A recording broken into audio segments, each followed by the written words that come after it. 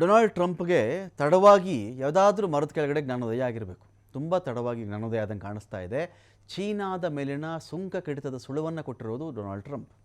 China ಮೇಲೆ ಹಿಂಗೆ tax ಹಾಕೊಂಡು 56% ಹಾಕ್ಬಿಡ್ತೀನಿ, 300% ಹಾಕ್ಬಿಡ್ತೀನಿ ಅಂತೆಲ್ಲ ಹೋದರೆ ಚೀನಾ ಏನೂ ಮಾಡಲ್ಲ. ನಿನ್ನ ದೇಶಕ್ಕೆ ನಾನು ಸಪ್ಲೈ ಮಾಡಲ್ಲಪ್ಪ ಆಯಿತು ಅಂತ ಸುಮ್ಮನೆ ಇರಬಹುದು, ಅಥವಾ ನಿನ್ನ ದೇಶದ ಸರಕುಗಳಿಗೂ ನಾನು ಟ್ಯಾಕ್ಸ್ ಹಾಕ್ತೀನಿ ಅಂತ ಅದು ಕೂಡ ಕೂತಿತ್ತು.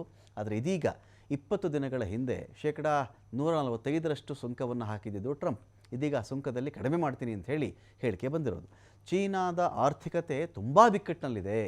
ಡೊನಾಲ್ಡ್ ಟ್ರಂಪ್ ಹೇಳೋದು ನೋಡಿ, ಜಟ್ಟಿ ಜಾರು ಬಿದ್ದರೂ ಮೀಸೆ ಮಣ್ಣಾಗಲಿಲ್ಲ ಅಂತ. ಸೊ ಚೀನಾದ ಆರ್ಥಿಕತೆ ಕಷ್ಟದಲ್ಲಿದೆಯಂತೆ, ಬಿಕ್ಕಟ್ಟಲ್ಲಿದೆಯಂತೆ, ಅದಕ್ಕೋಸ್ಕರ ಸುಂಕ ಕಡಿಮೆ ಮಾಡ್ತಿರೋದಂತೆ ಟ್ರಂಪ್ ಇಲ್ಲಿ.